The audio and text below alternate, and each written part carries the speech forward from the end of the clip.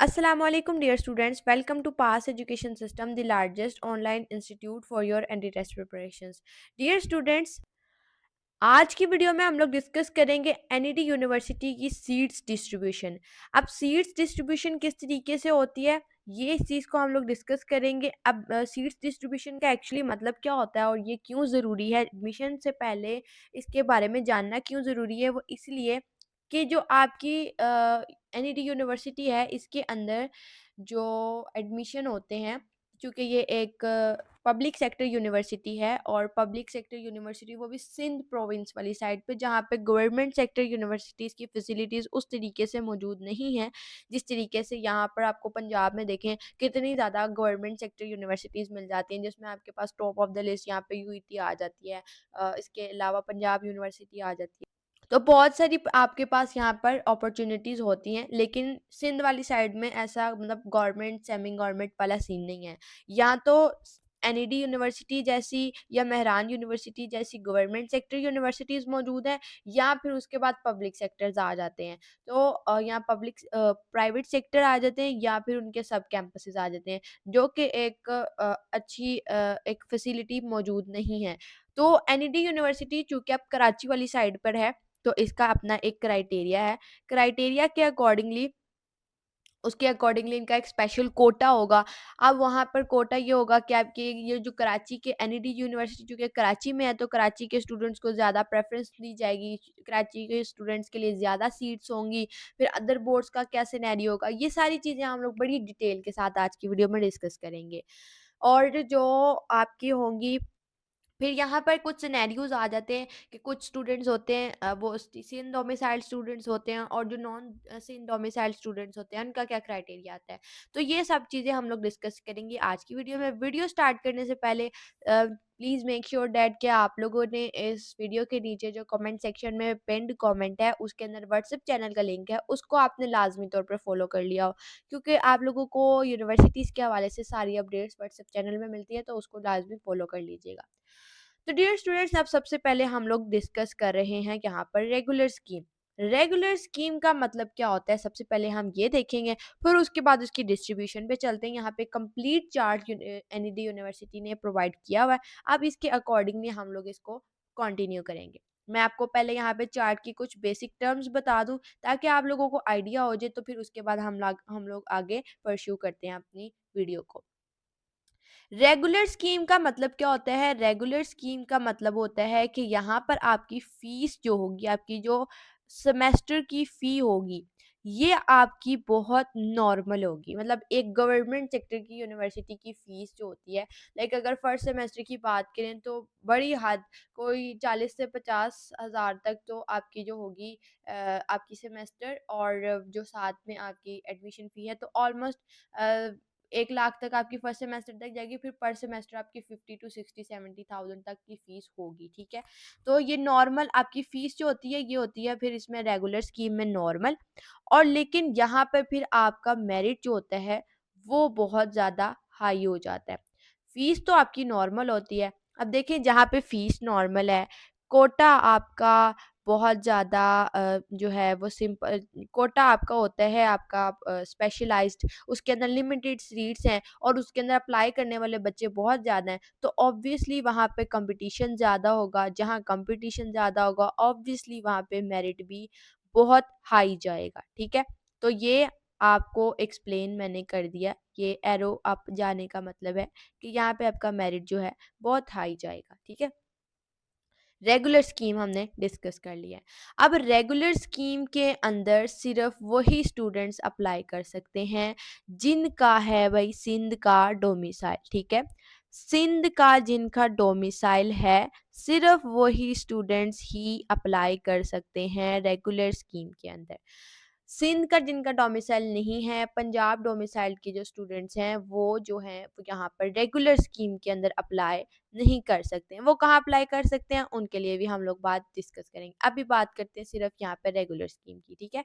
तो इसमें 3 चीज़ें मैंने अभी तक आपको बताई।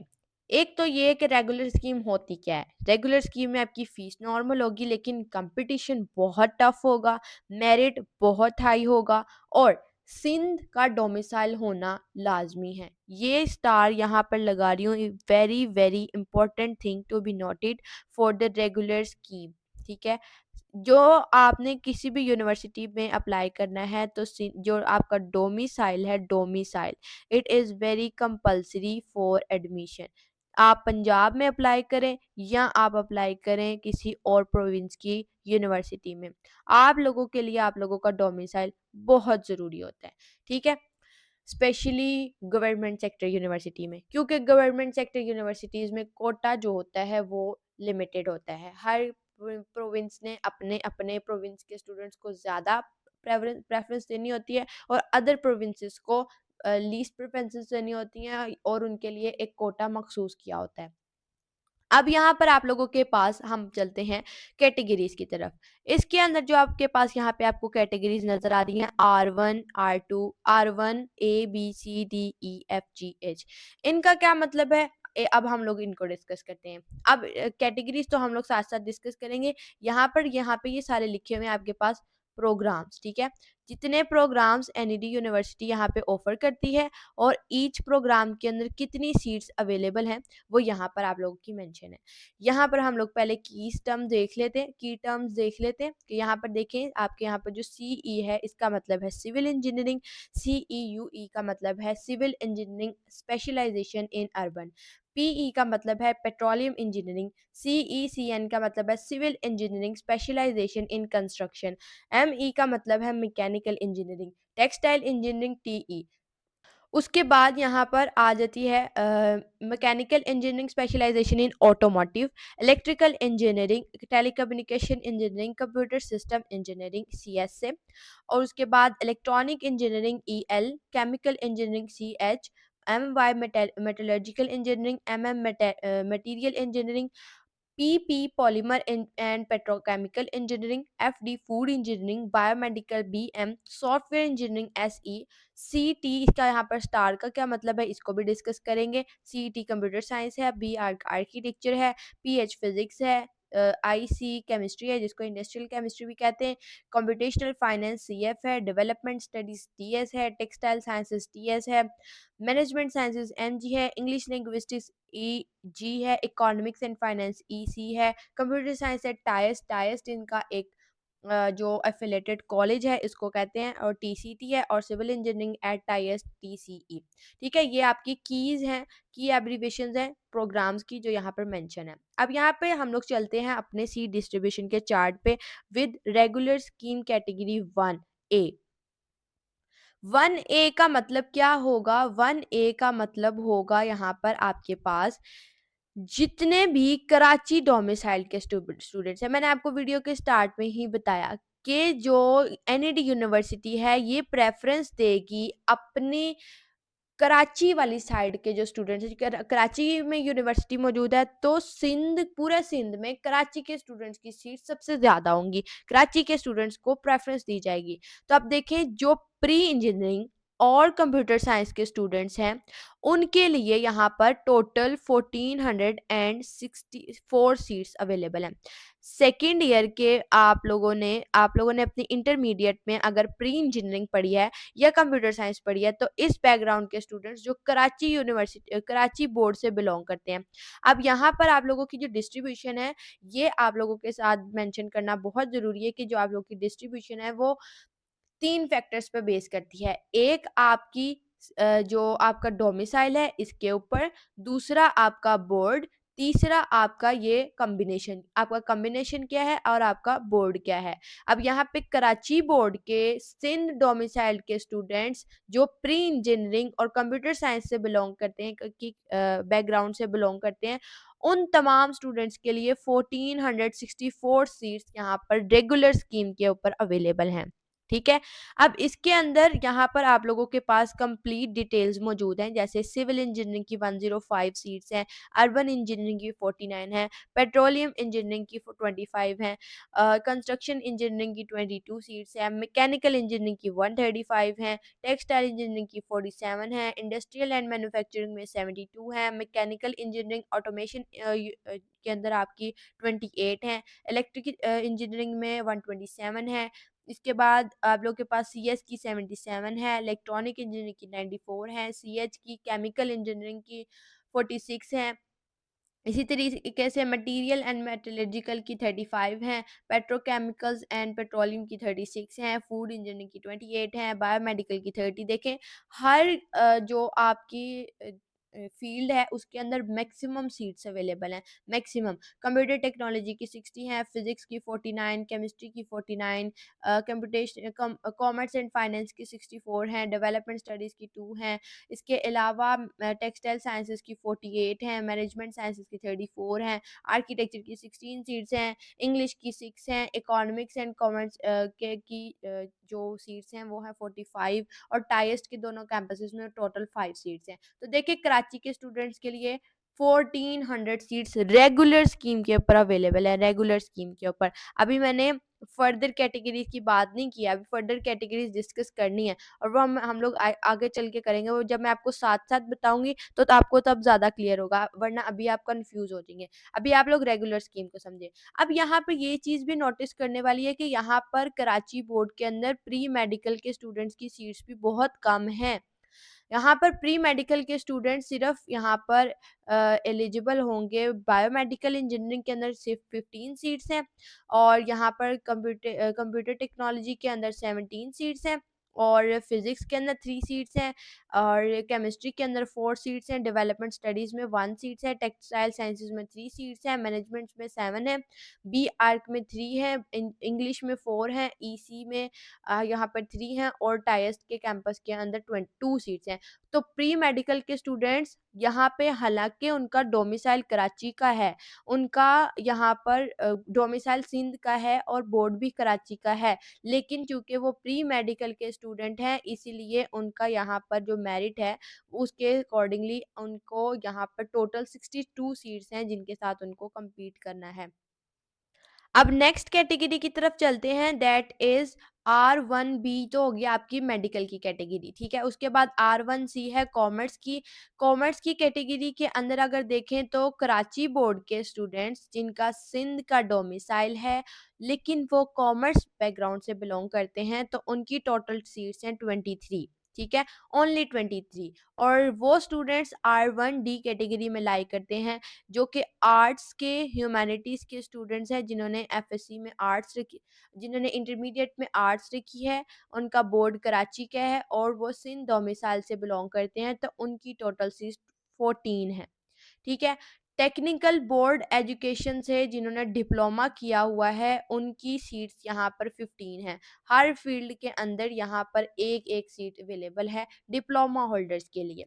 उसके बाद एफ कैटेगरी आती है आपके पास डिफरेंटली डिसेबल्ड पर्सन के लिए। तो डिफरेंटली डिसेबल्ड पर्सन के लिए सेल्फ के ऊपर ओनली 13 सीट्स अवेलेबल हैं।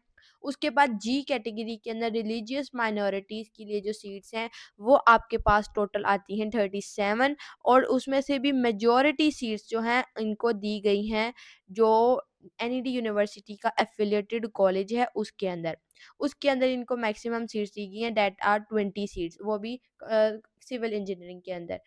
बाकी आपको हर एनईडी यूनिवर्सिटी के अपने कैंपस के अंदर यहाँ पर आपको बहुत कम सीट्स देखने को मिलेंगी, ज़्यादा सीट्स आपको मिली हैं यहाँ पर इसके एफिलिएटेड कॉलेज के अंदर, ठीक है। अब यहाँ पर ये हमारा वाइंड अप हो गया रेगुलर स्कीम का वन वन कैटेगरी जो है, R1 कैटेगरी जो है यहाँ तक एंड हो गई है, ठीक है। अब उसके बाद हम लोगों ने नेक्स्ट चलना है, मूव करना है R2 कैटेगरी के ऊपर। अब R2 कैटेगरी के अंदर यहाँ पर डिफरेंट कैटेगरीज आएंगी। R2 कैटेगरी के अंदर टॉप ऑफ द लिस्ट जो कैटेगरी आएगी that is FSc pre engineering, pre medical, computer science, commerce, arts, किसी भी इंटरमीडिएट बैकग्राउंड से आप बिलोंग करते हो, आपका हैदराबाद बोर्ड का, आपका बोर्ड हैदराबाद है, ठीक है, आप हैदराबाद बोर्ड से बिलोंग करते हो, सिंध का डोमिसाइल आपका है, और आप इनमें से किसी भी बैकग्राउंड से इंटरमीडिएट के कॉम्बिनेशन से बिलोंग करते हो तो आपके लिए R2A कैटेगरी है जिसकी टोटल सीट्स यहाँ पर 34 है। अब देखिए मैंने आपको पहले बताया कि एनईडी यूनिवर्सिटी कराची बोर्ड के स्टूडेंट्स को, कराची के स्टूडेंट्स को ज़्यादा प्रेफ़रेंस देगी। देखिए पूरे सिंध से बात की जाए तो कराची के ओवरऑल कराची के स्टूडेंट्स को प्रेफ़रेंस देंगे। कराची में से सिर्फ़ कराची बोर्ड के स्टूडेंट्स को ज़्यादा प्रेफ़रेंस दी जाएगी। बाकी जो बोर्ड्स होंगे उनकी भी सीट्स जो हैं वो लिमिटेड होंगी। ठीक है? अब हैदराबाद बोर्ड की 34 सीट्स हैं। मीरपुर ख़ास है तो मीरपुर ख़ास की यहाँ पर आपके पास 41 सीट्स हैं। और अब आप लोग यहाँ पे एक चीज़ और नोटिस करें, यहाँ पर आप लोगों को जो देखने को मिली सीट्स, यहाँ पर सिर्फ 1464 सीट्स उन स्टूडेंट्स की थी जो प्री इंजीनियरिंग और कंप्यूटर साइंस बैकग्राउंड से बिलोंग करते हैं कराची बोर्ड के, और जो प्री मेडिकल के हैं उनकी 62 सीट्स अलहदा हैं, उनका क्राइटेरिया अलहदा है। लेकिन यहाँ पे जो 34 सीट्स हैं, ये 34 सीट्स, इन 34 सीट्स पे हैदराबाद बोर्ड के pre engineering, medical, computer science, commerce, arts तमाम कैटेगरीज के जो स्टूडेंट्स हैं वो इन 34 सीट्स के लिए compete करेंगे। तो अब देखें यहाँ पे मेरिट हाई होगा कि नहीं होगा? ऑब्वियसली होगा। देखिए 34 सीट्स पे ये सारे compete कर रहे हैं। अब इसी तरीके से कराची के लिए देखें अगर, तो यहाँ पे इंजीनियरिंग और कंप्यूटर साइंस के लिए 1400 सीट्स के लिए बच्चे compete कर रहे हैं।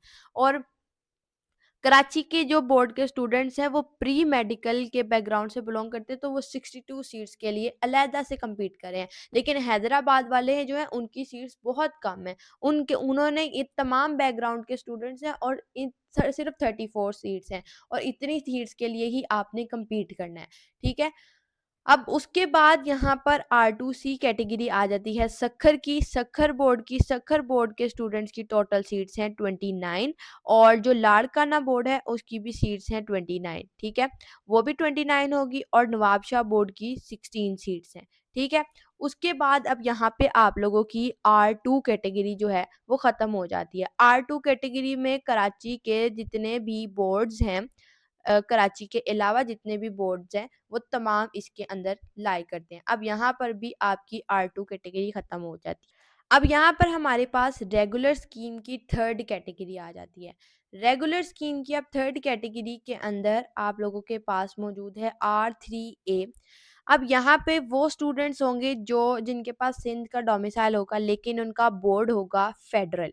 ठीक है, उन्होंने इस्लामाबाद में पेपर दिए हुए हैं, उनका बोर्ड फेडरल का है। ठीक है, अब इसके अंदर आ जाते हैं जिन स्टूडेंट्स का सिंध का डोमिसाइल है, लेकिन उनका बोर्ड जो है वो है इस्लामाबाद। अब इस्लामाबाद बोर्ड के लिए F22 के लिए यहाँ पर pre engineering, pre medical, computer science और कॉमर्स और आर्ट्स के लिए 67 सीट्स हैं। ठीक है, कितनी सीट्स हैं? 67। और उसके बाद प्री इंजीनियरिंग और कंप्यूटर साइंस के लिए आगा खान बोर्ड है, यहाँ पे R3 कैटेगरी आ जाती है आगा खान बोर्ड। आगा खान बोर्ड के लिए यहाँ पर 82 सीट्स हैं। उसके बाद कॉमर्स और आर्ट्स के लिए आगा खान बोर्ड की जो सीट्स हैं वो है टोटल 7। ठीक है, और उसके बाद प्री मेडिकल के स्टूडेंट्स के लिए आगा खान बोर्ड की जो सीट्स हैं सेल्फ पे, अभी जितनी बात हो रही है सारी सेल्फ की हो रही है, उनकी सीट्स हैं 18। ज़ियाउद्दीन बोर्ड की जो सीट्स हैं टोटल वो हैं 20। ठीक है, 20 सीट्स हैं आपके पास ज़ियाउद्दीन बोर्ड की, और ज़ियाउद्दीन बोर्ड के अंदर ये तमाम categories pre engineering, pre medical, computer science और जो आपकी है कॉमर्स और आर्ट्स, ये तमाम की जो टोटल सीट्स हैं वो 20 है।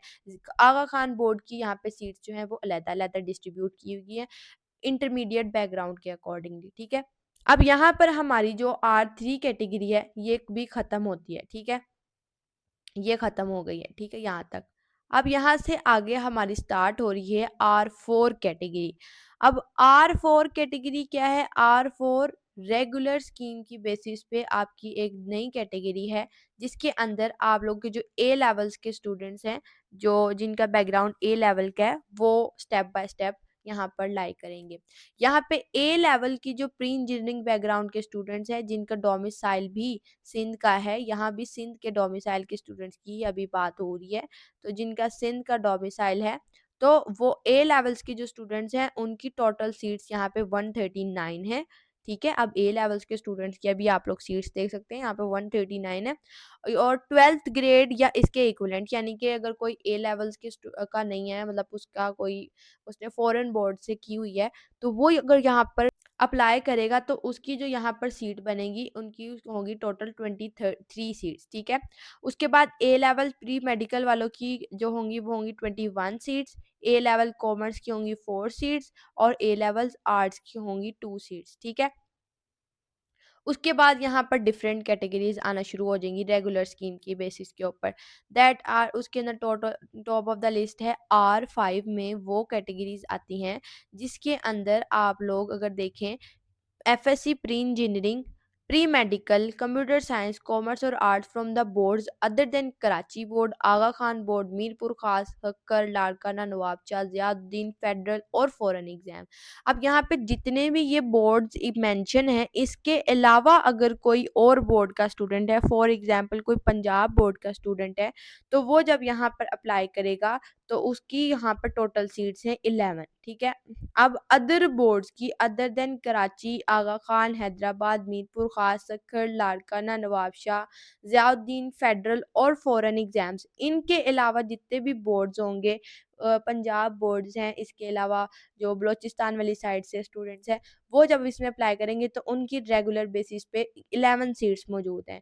इसके बाद यहाँ पर आप लोगों की आ जाती हैं R6 कैटेगरी। R6 कैटेगरी के अंदर आपकी यहाँ पर लाई करती है वो स्टूडेंट्स जो के rural areas of the city division of Karachi, जो कराची के सिटी डिवीजन के रूरल एरिया से बिलोंग करते हैं उनका, और कराची उनका बोर्ड भी कराची है लेकिन वो कराची के सिटी डिवीजन के रूरल एरिया से बिलोंग करते हैं, उनकी यहाँ पे टोटल 26 सीट्स हैं।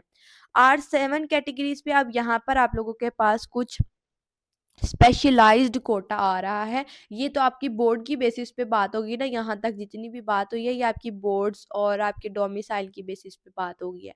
अब यहाँ पर आ रहा है स्पेशलाइज्ड कोटा। स्पेशलाइज्ड कोटा में अंदर आपकी R7 कैटेगरी है। R7 कैटेगरी के अंदर ए कैटेगरी आपके पास आ रही है रियल सन और daughter of the NED university teacher. आप टीचिंग स्टाफ के सन या डॉटर हो तो आपकी 35 सीट्स जो हैं ये उसकी बेसिस पे आपका यहाँ पे मेरिट बन जाएगा रेगुलर के ऊपर, रेगुलर में की बात हो रही है। उसके बाद नॉन टीचिंग स्टाफ है या कोई यहाँ पे कोई क्लर्क है, कोई सिक्योरिटी गार्ड है, तो उनके लिए उनके जो सन और डॉटर होंगे उनकी 34 सीट्स यहाँ पे कोटेड हैं, ठीक है। उसके बाद आउटस्टैंडिंग स्पोर्ट्समैन, अगर किसी ने इंटरनेशनल या नेशनल लेवल पर स्पोर्ट्स खेले हुए हैं और वो बहुत अच्छा स्पोर्ट्समैन है तो उनके लिए जो स्पेशलाइज्ड कोटा है वो है 4 सीट्स स्पोर्ट्समैनशिप के ऊपर भी आपको मिलेंगी। Dinshaw nominees of Dinshaw family. अब दिनशा क्या है, जो आपकी ये यूनिवर्सिटी है एनईडी, इसके अंदर ये आपके एक फैमिली का नाम है जिनके नाम पे ये यूनिवर्सिटी है। इनका नाम जो दिनशा है वो जो दिनशा फैमिली से बिलोंग करते हैं, जो उनकी नॉमिनीज होंगे उनकी जो टोटल सीट्स हैं वो होंगी 4। इसके बाद एलईजे फाउंडेशन के नॉमिनीज, यानी कि जो इन फैमिलीज के यानी कि जो स्टूडेंट्स इन फैमिलीज के थ्रू अपना करवाएंगे, नॉमिनेशंस करवाएंगे, क्योंकि जब आप लोग इस कैटेगरी में लाइक करेंगे तो आप अपने डॉक्यूमेंट्स पहले इनके डिपार्टमेंट पे भेजेंगे, ये आपको नॉमिनेट करेंगे। यहाँ पे नॉमिनीज लिखने का मकसद ये है कि ये आपको यहाँ से पहले एक ख़ास डिपार्टमेंट होगा जो कि आपको यहाँ से नॉमिनेट करेंगे, फिर वो आप लोग को आगे रेफर करेंगे कि ये स्टूडेंट जो है ये शॉर्ट लिस्टेड है। तो वो सिर्फ 4 स्टूडेंट्स होंगे दिनशा फैमिली के, और नॉमिनीज ऑफ एलईजे फैमिली जो होंगे वो फाउंडेशन होंगे वो होंगे 6। नॉमिनीज ऑफ यूईटी लाहौर और टेक्सला, ये क्या चीज़ है यूईटी लाहौर और टेक्सला के जो नॉमिनीज है, इसका मतलब भी मैं आपको बताती हूँ कि जो यूईटी लाहौर के स्टूडेंट्स हैं, ठीक है, और वो अपना ट्रांसफ़र करवाना चाहते हैं, लाइक वो अपना एडमिशन करवाना चाहते हैं एनईडी यूनिवर्सिटी में, या टेक्सला के स्टूडेंट्स हैं वो अपना एडमिशन जो है, लाइक अगर आप टेक्सला वाली साइड पे रहते हो और अपना एडमिशन आप एनईडी यूनिवर्सिटी में करवाना चाहते हो, तो आप क्या करोगे, पहले अपना एडमिशन जो है यूईटी लाहौर या टेक्सला, आप लोग अगर टेक्सला वाली साइड पे तो टेक्सला वाले स्टूडेंट्स टेक्सला में, लाहौर वाले क्या करेंगे यूईटी लाहौर के एडमिन में जाएंगे और वहाँ पे जाके अपने डॉक्यूमेंट्स वहाँ पे सबमिट करवाएंगे। फिर वहाँ का जो होंगे, वहाँ की जो एडमिन होगी जो इसकी सारी जिम्मेदार होगी वो करती है नॉमिनेट, वो सिलेक्टेड स्टूडेंट्स को यहाँ पर आप देखें कोटा 4 स्टूडेंट्स का है ना, तो 4 स्टूडेंट्स यहाँ से नॉमिनेट होके एनईडी यूनिवर्सिटी के एडमिन में जाएंगे, उनको पता चलेगा कि ये स्टूडेंट्स नॉमिनेट हुए, फिर आपका एडमिशन होता है। डायरेक्ट एडमिशन आपका यहाँ पे ऐसे नहीं हो सकता, ठीक है। इसको कहते हैं रेसिप्रोकल सीट्स, कि आप लोग लाहौर के रेसिप्रोकल में एनईडी यूनिवर्सिटी में एडमिशन ले रहे हैं, तो यहाँ पे आपकी होती है नॉमिनेशन। फिर इसी तरीके से यूईटी पेशावर के स्टूडेंट, जो पेशावर वाली साइड के स्टूडेंट होंगे, वह पहले अपनी यूईटी पेशावर के अंदर अपने डॉक्यूमेंट सबमिट कराएंगे, वहाँ से नॉमिनेट होंगे, फिर एनईडी यूनिवर्सिटी आएंगे। इसी तरीके से जो बलोचिस्तान के स्टूडेंट होंगे वो पहले अपने गवर्नमेंट ऑफ बलोचिस्तान को अपने डॉक्यूमेंट सबमिट कराएंगे और फिर वहाँ से नॉमिनेट होंगे। उनकी कैटेगरी के होती हैं 4 सीट्स, ठीक है। उसके बाद फाटा की 18 सीट्स हैं और कश्मीर की 4 सीट्स हैं और गिलगित बल्तिस्तान की 19 सीट्स हैं। सो यहाँ पर आप लोगों की रेगुलर स्कीम की ये 12 कैटेगरी जो है ये यहाँ तक आ गई है। अब यहाँ पर कुछ फर्दर कैटेगरीज हैं। Nominees of ministry of education government of Pakistan, इसकी एक ही सीट है। उसके बाद इंडियन ऑक्यूपाइड कश्मीर के नॉमिनीज की 5 सीट्स हैं। जीएचक्यू यानी कि आर्मी, आर्मी के नॉमिनीज, यहाँ भी आपका वही सीन होगा कि अगर आप लोग के फादर वगैरह जो हैं वो आर्मी, नेवी, एयरफोर्स या रेंजर्स में हैं या एयरपोर्ट सिक्योरिटी फोर्सेस में हैं, तो आपकी डॉक्यूमेंट्स पहले उनके डिपार्टमेंट में जाएंगे। नॉमिनीज वो जो फर्दर आपके रिस्पेक्टिव डिपार्टमेंट्स होंगे वो इस कैटेगरी के कि आप जीएचक्यू कैटेगरी में अप्लाई कर सको, आपको वो नॉमिनेट करेंगे। आपके नॉमिनेशंस जो हैं वो फिर यूनिवर्सिटी को भेजेंगे, फिर आपका एडमिशन होगा।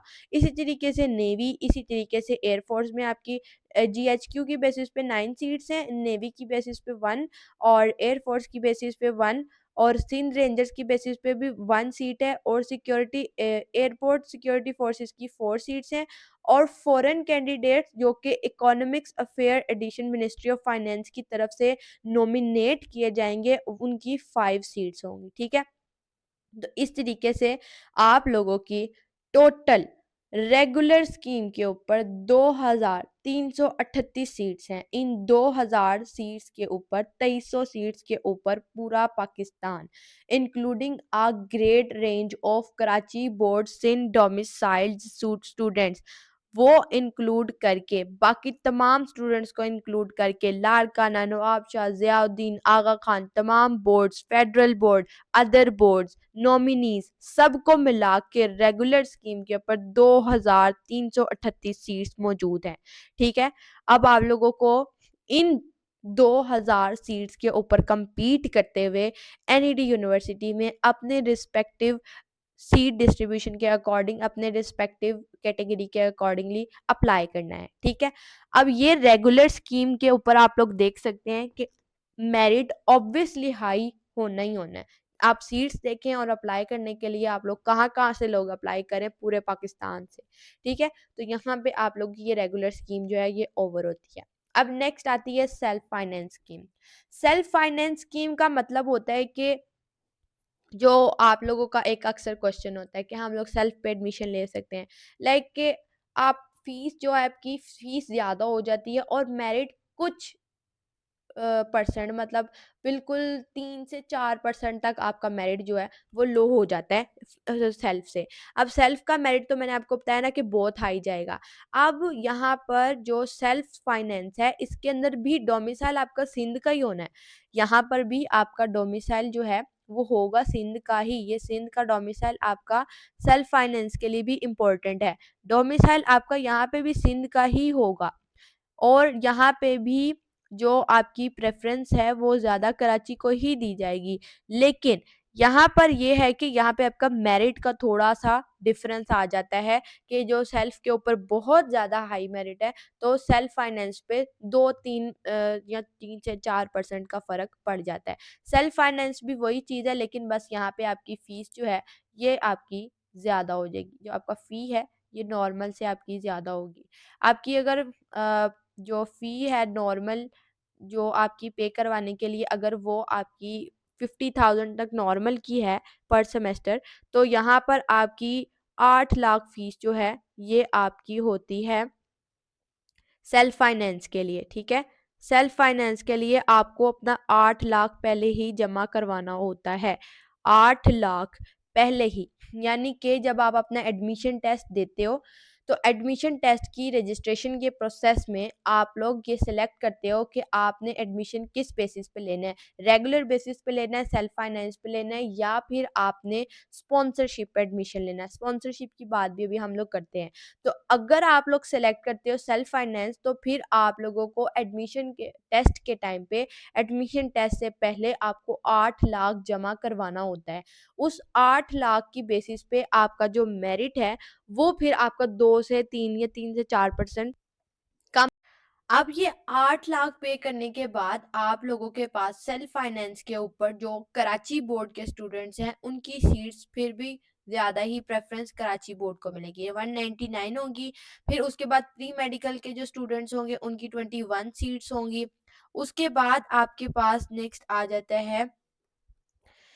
आपके पास है हैदराबाद, उसकी 18 सीट्स होंगी यहाँ पर। और जो मीरपुर खास है उसकी 14 सीट्स होंगी, सक्खर की 14 होंगी, लाड़काना की होंगी 13 सीट्स, नवाबशाह की 8 सीट्स। उसके बाद फेडरल बोर्ड के जो स्टूडेंट्स होंगे जो पाकिस्तान के अंदर जिनके इंस्टीट्यूट्स लोकेटेड होंगे उनको उनकी 22 सीट्स होंगी। आगा खान बोर्ड की 29 सीट्स होंगी, सेल्फ पे बात हो रही है। ज़ियाउद्दीन बोर्ड की 3 सीट्स होंगी। इसके अलावा ए लेवल्स के वो तमाम इंस्टीट्यूट्स जो कि पाकिस्तान में लोकेटेड हैं उनकी 82 सीट्स हैं। उसके अलावा 12th ग्रेडर्स और अदर इंस्टीट्यूशन उनकी 9 सीट्स हैं। अदर बोर्ड्स दैन कराची, आगा खान, यानी कि जो इन तमाम मेंशन्ड बोर्ड्स के अलावा कोई बोर्ड्स हैं उनकी 3 सीट्स होंगी सेल्फ पर। और ए लेवल्स के जो तमाम इंस्टीट्यूट्स का पाकिस्तान से बाहर हैं, जो आउटसाइड द पाकिस्तान हैं, उनकी जो सीट्स हैं उनको 10 होंगी। और जो आपकी 12th ग्रेड है उसकी जो सीट्स हैं वो जो आउटसाइड पाकिस्तान है वो उनकी 4 सीट्स होंगी। आउटसाइड पाकिस्तान की जो सीट्स हैं फेडरल बोर्ड की वो 13 है। यानी कि जो पाकिस्तान से बाहर फॉरेन कंट्री से के अंदर जो इंस्टीट्यूट्स मौजूद हैं जिनके अंदर आपको इंटरमीडिएट करवाई जा रही है, ये ए लेवल्स करवाया जा रहा है या फेडरल के एग्जाम्स हो रहे हैं, वो जो तमाम इंस्टीट्यूट्स जो आउटसाइड द पाकिस्तान है वो आपके सेल्फ में आते हैं, क्योंकि ऐसी कैटेगरी हमने कोई भी रेगुलर के अंदर नहीं देखी है। ठीक है, वो सेल्फ के अंदर लाई करेंगे। उसके बाद सेल्फ फाइनेंस में फॉरेन कैंडिडेट्स जिनका नाम एचईसी पाकिस्तान ने आगे फॉरवर्ड किया, उन्होंने इनकी 8 सीट्स हैं। अफगान कैंडिडेट्स की 6 सीट्स हैं। Real sons and daughters of Indian life members उनकी 15 सीट्स हैं। प्रोफेशनल इंजीनियर्स के सन और डॉटर्स के लिए 4 सीट्स हैं सेल्फ फाइनेंस पे।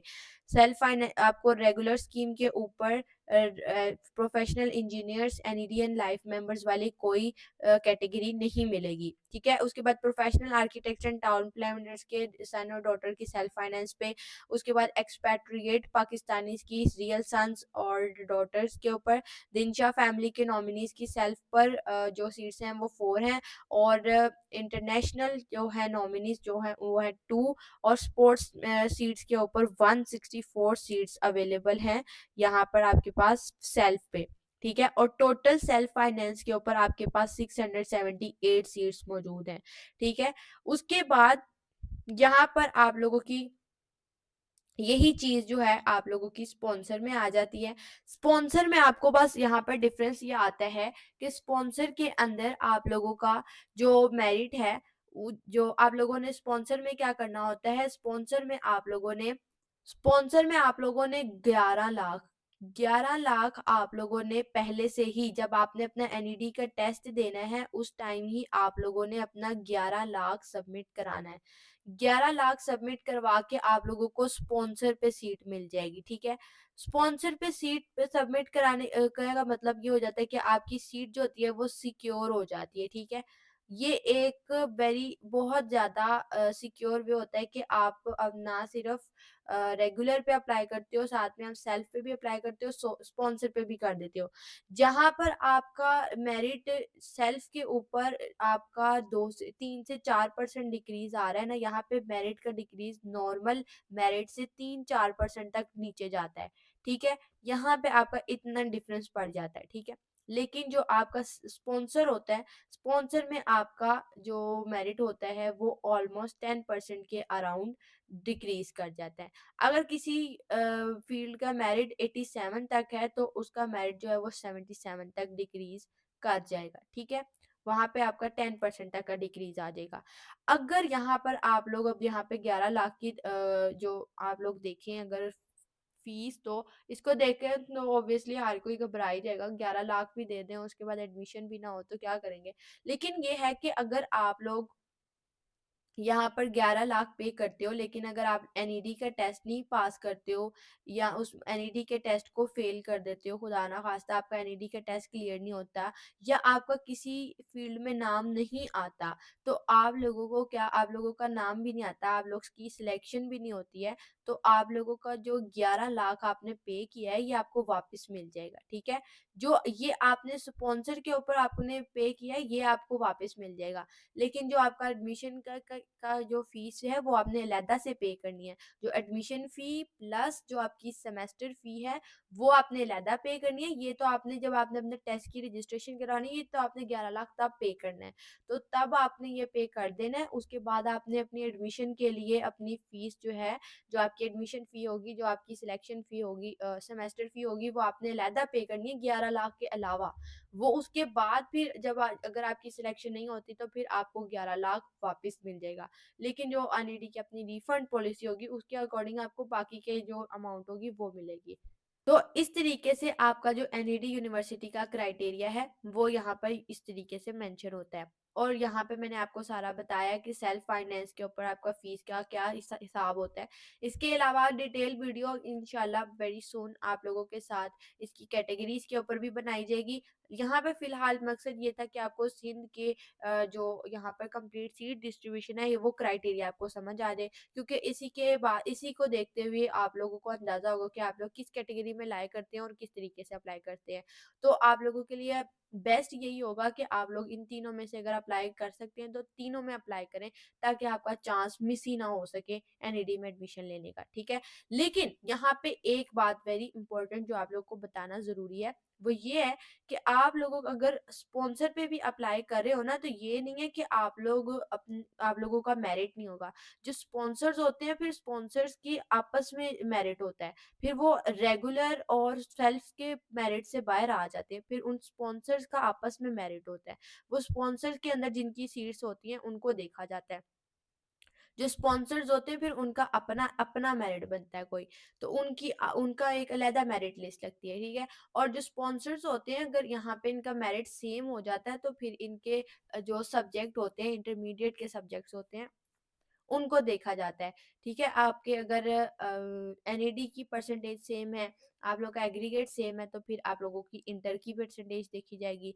इंटर नहीं, इंटर के अंदर फिर आपकी मैथ्स देखी जाती है। इंटर के अंदर भी अगर सेम हो जाए तो फिर आपके फर्दर सब्जेक्ट्स देखे जाते हैं, मैथ्स, फिजिक्स और केमिस्ट्री अगर आपकी है, या कंप्यूटर साइंस है तो उसको देखेंगे। अगर उसको अंदर भी सेम आ जाए तो फिर आपके जो एनईडी का टेस्ट है, एनईडी के टेस्ट के अंदर जहाँ पे आपके मार्क्स ज्यादा होंगे, किसी भी दो स्टूडेंट का अगर एग्रीगेट सेम है ना, तो जहाँ पे किसी एक चीज में भी एनईडी का टेस्ट है, फिजिक्स केमिस्ट्री का सब्जेक्ट है या मैथ्स का सब्जेक्ट है, या इंटरमीडिएट में किसी एक चीज में भी किसी एक के मार्क्स ज्यादा आ गए तो उसको प्रायोरिटी दी जाएगी। तो इस तरीके से एनईडी का क्राइटेरिया होता है। तो ये कंप्लीट गाइड थी सीट डिस्ट्रीब्यूशन के हवाले से। डियर स्टूडेंट्स, अगर आप लोग एनईडी यूनिवर्सिटी के एंट्री टेस्ट की प्रिपरेशन करना चाहते हैं, जो कि मोस्ट प्रोबेबली आपका जो एनईडी का टेस्ट है, जो आप लोगों का एनईडी का टेस्ट है, ये आप लोगों का इंशाल्लाह मोस्ट प्रोबेबली होगा मई या जून के अंदर। मई जून के अंदर आप लोगों का एनईडी का टेस्ट होता है कंडक्ट, और जो इसकी अनाउंसमेंट होती है वो जो फेब है उसके ऑलमोस्ट लास्ट टाइम अनाउंसमेंट हुई थी। और उसके साथ में आपकी जो या तो अप्रैल के लास्ट वीक में, फेब के लास्ट वीक में, या फिर आपके अप्रैल के स्टार्टिंग में ऑलमोस्ट जो इसकी अनाउंसमेंट थी वो जो न्यूज़ पेपर्स थे उसके अंदर ये पब्लिश हो चुकी थी। तो मई अप्रैल में आपकी जो होती है जो अब मई या जून के अंदर आप लोगों की जो होती है वो टेस्ट वगैरह जो है वो राउंड वन एनईडी का जो है मई या जून के अंदर कंडक्ट आपका हो जाएगा, ठीक है। तो एनईडी के अगर आप लोग एंटी टेस्ट की प्रिपरेशंस करना चाहते हैं तो उसके लिए बैच 3.0 हमारा स्टार्ट होने जा रहा है बहुत जल्द, जिसके लिए रजिस्ट्रेशन की डेडलाइन जो है वो आप लोगों के पास है 3 जनवरी। आप लोग हमारा जो ये पास का बैच 3.0 स्टार्ट होने वाला है बहुत जल्द, जिसके अंदर आप लोगों को एनईडी की, नस यूनिवर्सिटी की, ई कैट की, प्यास की, इन तमाम यूनिवर्सिटीज़ के एंटी टेस्ट की प्रिपरेशंस करवाई जाएंगी। उसके लिए आपकी जो डेडलाइन है वो है 3 जनवरी। 3 जनवरी से पहले पहले इस बैच के अंदर लाजमी तौर पे इनरोल हो जाए। इसके अंदर आप लोग अगर एनईडी यूनिवर्सिटी के एंटी टेस्ट की प्रिपरेशंस करना चाहते हैं ना, तो आप लोगों को एनईडी यूनिवर्सिटी के लिए कंप्लीट गाइडलाइंस प्रोवाइड की जाएंगी। आप लोगों को प्रॉपर स्केड्यूल के साथ, प्रॉपर सिलेबस के साथ आप लोगों को इसके अंदर गाइड किया जाएगा। आप लोगों को डेली बेसिस पे लाइव लेक्चर्स प्रोवाइड किए जाएंगे। अगर आप लोग लाइव लेक्चर्स मिस कर देते हैं, किसी वजह से नहीं लेते हैं या आपको किसी कॉन्सेप्ट की समझ नहीं आ रही है, तो आप लोग रिकॉर्डेड लेक्चर्स भी ले सकते हैं। आप लोग के पास वर्कशीट्स भी आप लोग को प्रोवाइड की जाती है ताकि आप लोग की मैक्सिमम प्रैक्टिस हो सके। प्रैक्टिस टेस्ट भी आप लोगों के कंडक्ट किए जाते हैं। पाकिस्तान की टॉप नॉच फैकल्टी आप लोगों को, पाकिस्तान की जो फैकल्टी है आप लोग को हमारे बैच के अंदर पढ़ाएगी। डाउट ग्रुप्स भी आप लोगों के बनाए जाते हैं, जिसके अंदर आप लोग किसी भी तरीके का क्वेश्चन पूछ सकते हैं। आप लोग की करियर काउंसलिंग की जाती है। तो ये तमाम फीचर्स आप लोग को बैच में मिलेंगे। अगर आप लोग इनरोलमेंट करवाना चाहते हैं तो इनरोलमेंट के लिए आप लोग हमारे इस दिए गए व्हाट्सएप नंबर पे कांटेक्ट करके आप लोग बैच की डिटेल्स ले सकते हैं। 3 जनवरी, याद रखें कि 3 जनवरी इस डेट से पहले पहले आपने खुद को बैच के अंदर इनरोल करना है। 3 जनवरी 2026 से पहले पहले खुद को बैच के अंदर इनरोल कर लें अगर आप लोग एनईडी की प्रिपरेशंस करना चाहते हैं। तो एनईडी की प्रिपरेशंस अभी से स्टार्ट कर दें, क्योंकि बाद में आपके पास इतना टाइम नहीं होगा, आपके बोर्ड के एग्जाम्स भी होने हैं। तो उसके लिए फिर आपको इस फर्दर टाइम नहीं मिलेगा, तो अभी से प्रिपरेशन स्टार्ट कर दें, क्योंकि एनईडी जो है वो अपने टेस्ट का 50% लेती है और आपको अपना टेस्ट पास करना ज़रूरी है। बेशक आप लोग स्पॉन्सर पे अप्लाई करें, स्पॉन्सर पे अप्लाई करने के बावजूद भी आपका मेरिट जो होता है वो बहुत ज़्यादा हाई होता है। तो लिहाजा अपनी एंट्री की प्रिपरेशन अभी से स्टार्ट कर दें, ताकि आपको सेल्फ या स्पॉन्सर की तरफ ना ही जाना पड़े, आप लोग का रेगुलर पे ही एडमिशन हो जाए। तो अपने मेरिट को वहाँ पे आपको बढ़ाना होगा, वहाँ पे कम्पीट करना होगा। तो उसके लिए आप लोग को अभी से प्रिपरेशन स्टार्ट करनी होगी। तो ये आप लोगों ने डेट याद रखनी है, 3 जनवरी। 3 जनवरी से पहले पहले हमारे बैच में इनरोलमेंट लेने इस नंबर पे, व्हाट्सएप नंबर पे कांटेक्ट करके आप लोग बैच की डिटेल्स ले सकते हैं। दुआ में याद रखिएगा। अल्लाह हाफिज़।